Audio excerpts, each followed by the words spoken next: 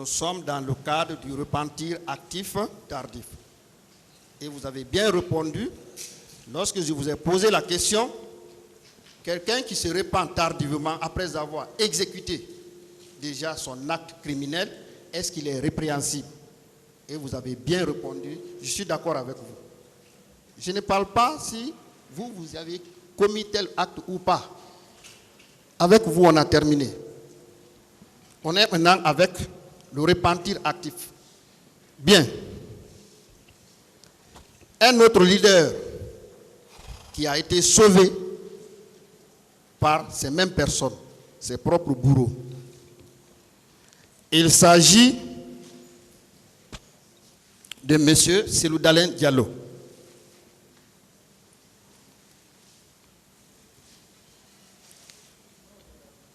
Il déclare ceci. Alors que nous étions bloqués là, Tchiboro est parti vers le stade pour revenir 10h15 minutes. 10 à 15 minutes, pardon.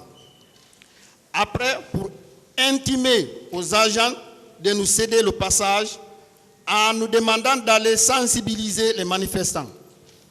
Des informations à notre disposition faisaient état de 2 morts parmi les manifestants. Sur la demande de Tchiboro, nous sommes entrés au stade pour aller prendre place au présidium.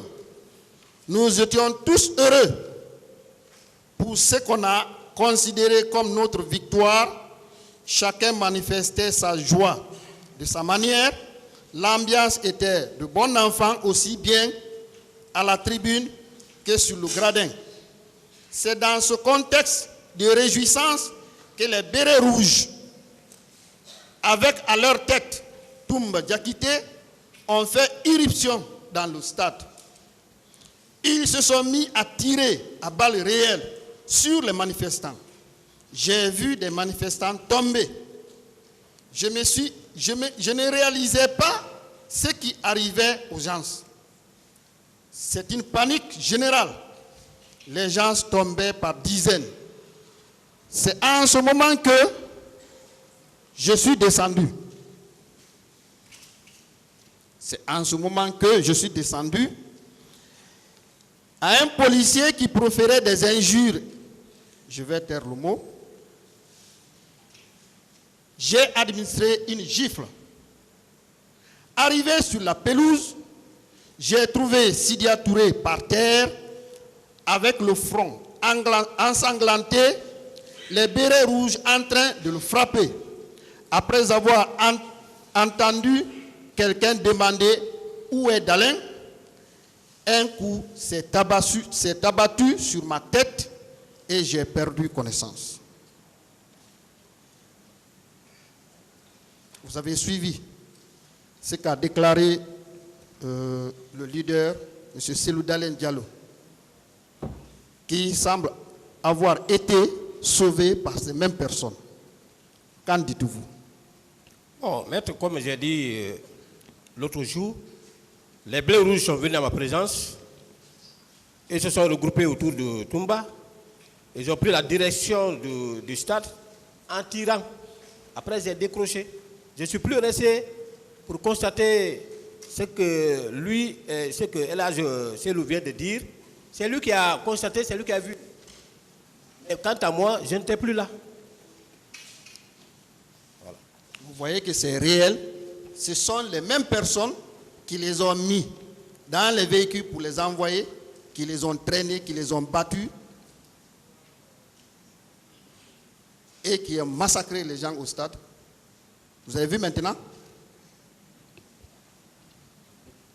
J'ai expliqué ce que j'ai expliqué. La question, ce n'est pas une question. Ah, merci. Bien, je continue.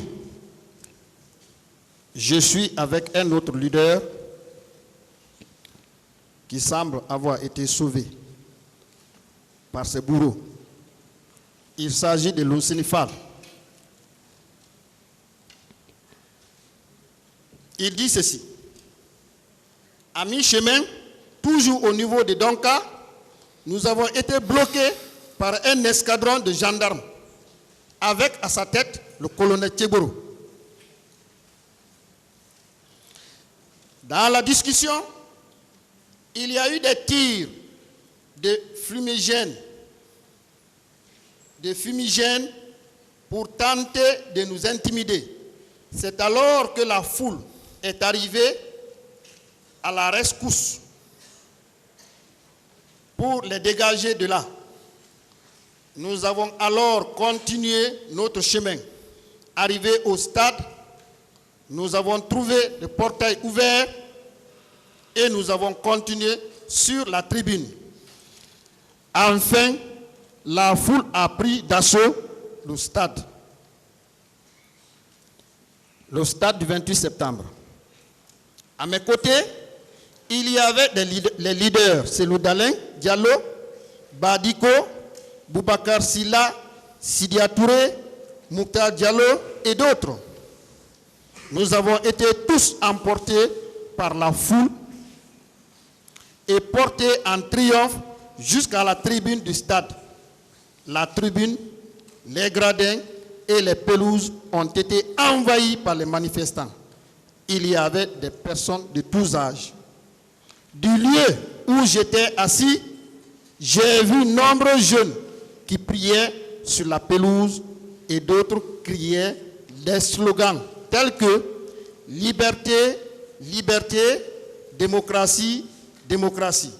Nous étions dans cette atmosphère lorsque nous avons été envahis par des gaz lacrymogènes.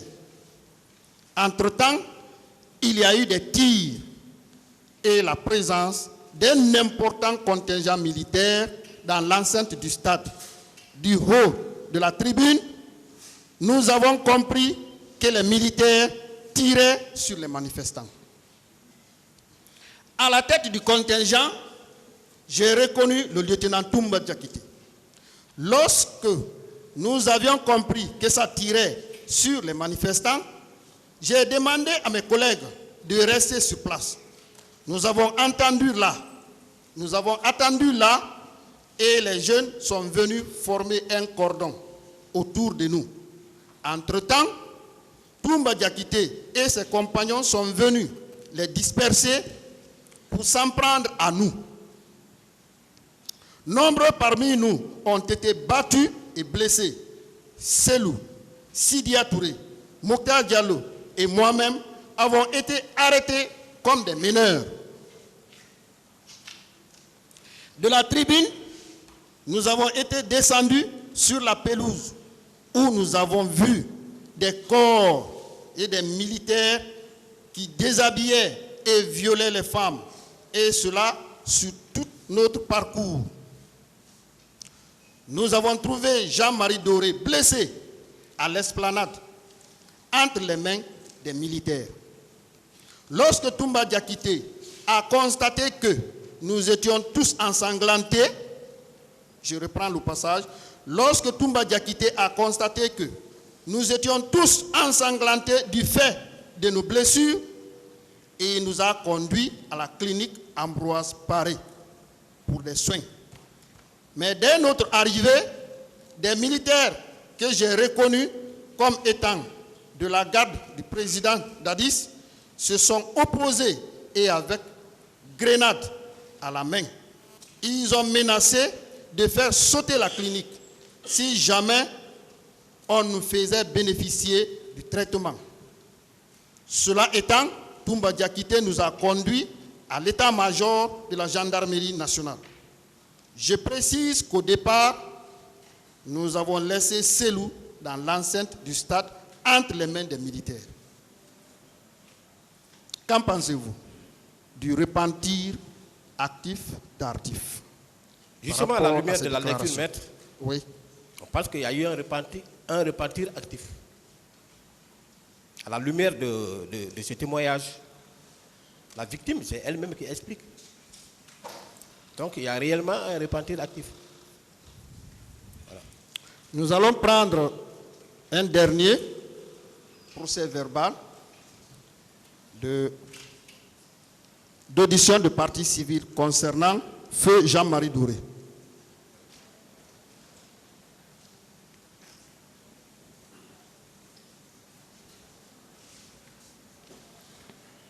Il dit ceci. Hors du stade, j'ai voulu emprunter la porte d'accès au-dessous de la tribune. Mais celle-ci était verrouillée. Entre 11h30 midi ou midi et quart, nous avons vu arriver les bérets rouges qui tiraient à l'horizontale en accédant au stade. De ce groupe, 5 soldats se sont détachés pour venir directement dans ma direction, comme si je leur avais signalé. Ils étaient dirigés par un soldat du nom de Guilabougui Marcel. Celui-ci m'a abordé en ces termes. C'est toi qu'on cherche depuis 2 ans. J'ai alors compris qu'il s'agissait des éléments de l'ULIMO. Tout de suite, ils ont commencé à nous frapper. M. Talibé et moi, après nous avoir délestés de nos portefeuilles, de nos téléphones portables, de ma veste.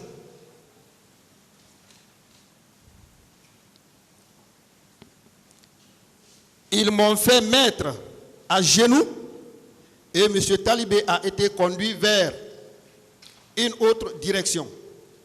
Un des soldats a dit à Marcel Guilabougui, je lui loge 2 balles dans la tête et on continue.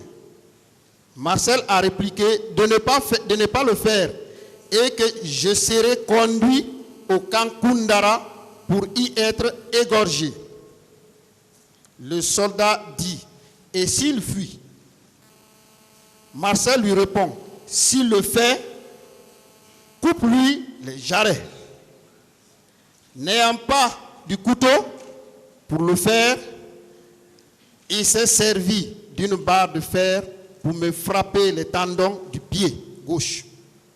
Au même moment, j'ai vu Tiegoro passer et j'ai crié son nom.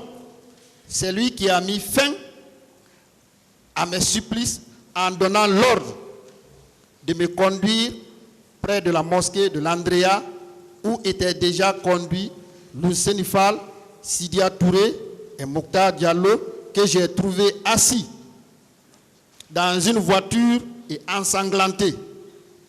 J'ai été embarqué à bord de la seconde voiture sur le fauteuil arrière.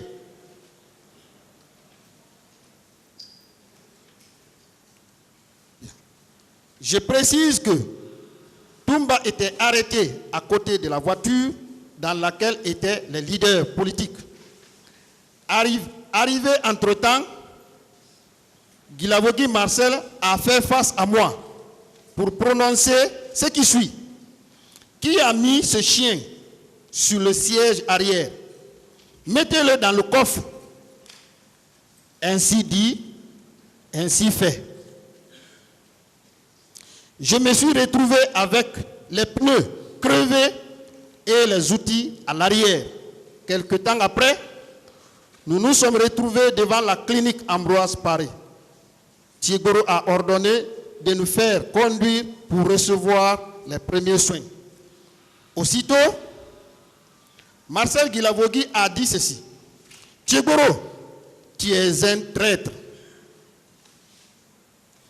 Si un de ces chiens met pied à terre, je lance la grenade que je tiens dans la clinique et je brûle. Et te brûle la cervelle. Il a dit tout en brandissant l'arme. Sur ce, Tiegoro a dit de nous envoyer à l'état-major de la gendarmerie pour trier les blessés. Ce qui fut fait aussitôt. Au vu de l'importance du comité d'accueil, les bérets rouges qui nous ont accompagnés ont pris la fuite. Le général Baldé et son adjoint Cissé Balamou ont eu une longue conversation téléphonique avec le président du CNDD à l'issue de laquelle nous avons été conduits à la clinique Pasteur où le général Baldé a organisé notre sécurité de façon massive, étant donné, selon ce que nous avions appris, que les bérets rouges cherchaient toujours à nous retrouver et à nous achever. Là, nous avons rejoint Cellou Dalein Diallo, Tidiane Traoré et Baouri qui avaient transité par le camp Samori. Dans cette narration, il y a un passage qui attire mon attention. Lorsque M. Marcel Guilavogui dit à Tchegoro, tu es un traître. Selon vous, à qui on peut dire tu es un traître? À qui? Je n'ai pas de réponse à cette question. Très bien.